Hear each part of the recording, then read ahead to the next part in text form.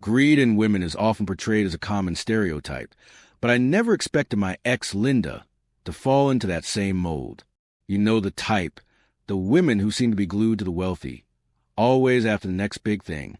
In the beginning, everything felt normal, just like any other relationship. I promised her my love would be eternal, and for a while, we were happy. But over time, things began to shift. It seemed like time was replaced by the pursuit of money. She started bringing up expensive vacations, new phones every year, and living a lifestyle well beyond her means. We both had jobs, and money wasn't a huge issue. We had enough to keep our fridge stocked and could afford a decent bottle of wine now and then. Still, it wore on me. Every gift I gave her was met with complaints. Too small, too cheap, never enough. Even with all of this, I held on to the belief that we could salvage our relationship, especially after we found out she was pregnant. But everything changed the day I came home early. Linda had the day off, and when I entered the house, I could hear her talking to someone in the kitchen. They didn't notice me come in, so I decided to quietly go to the bedroom and change, not wanting to interrupt their conversation. At first, I wasn't paying attention, but then the topic shifted to our baby. Irene, what am I supposed to do? Chris thinks it's his kid, but what if William doesn't want a divorce? Linda asked. Irene responded, I don't get why you're overthinking this. Just tell him the truth. Linda hesitated. Well, if William agrees to divorce, I'll tell him.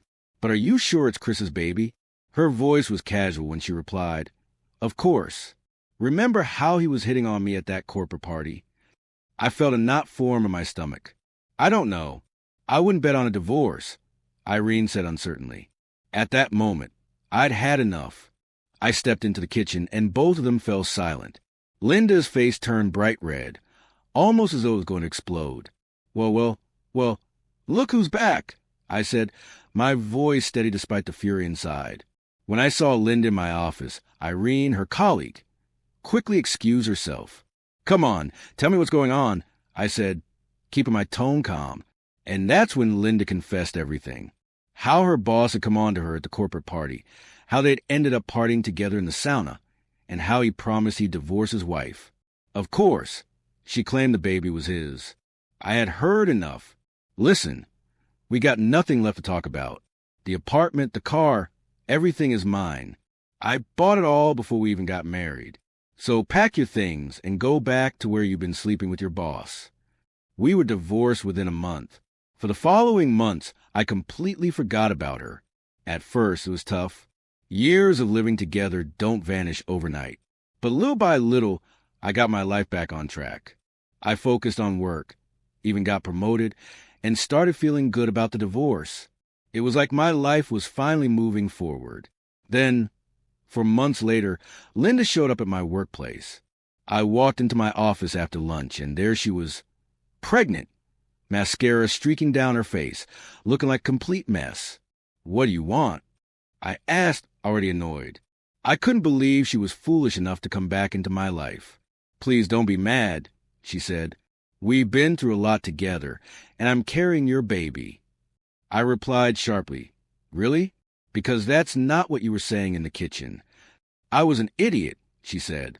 I was upset with you and, well, hormones, you know how it is. I shook my head. Linda, when you were with him in the boss's office, you didn't think about me. Forget it. I'm done. I'm not falling for your tricks anymore. She tried to backpedal, but I didn't give in. I hadn't asked for anything during the divorce. No demands, no strings attached. Not even a judge or her lawyers could figure out what I wanted. Yeah, well, that's your problem now, I said, taking control. Here's how it's going to be. You're leaving now and you're not coming back. This is all mine. I'll help with the kid if I have to. But we're not living together again. If you decide to have the baby, we'll do a DNA test and see what happens. The drama that followed dragged on for weeks, causing a lot of commotion at work. Eventually, she gave birth, and of course, the DNA test proved the child wasn't mine. I blocked her on everything. No more calls, no more drama. Sometimes she tried to reach me, crying over the phone. It turned out that William, her boss, gave her some money and sent her on her way. firing her in the process. He paid for the DNA test, confirming he was a father, but he was smart about it. He didn't pay a dime in alimony and never spoke to her again. I never found out what happened to Linda after that. But when I met a new woman, I realized that everything, every bit of betrayal, had been for the best. It was a painful chapter, but it led me to a new beginning.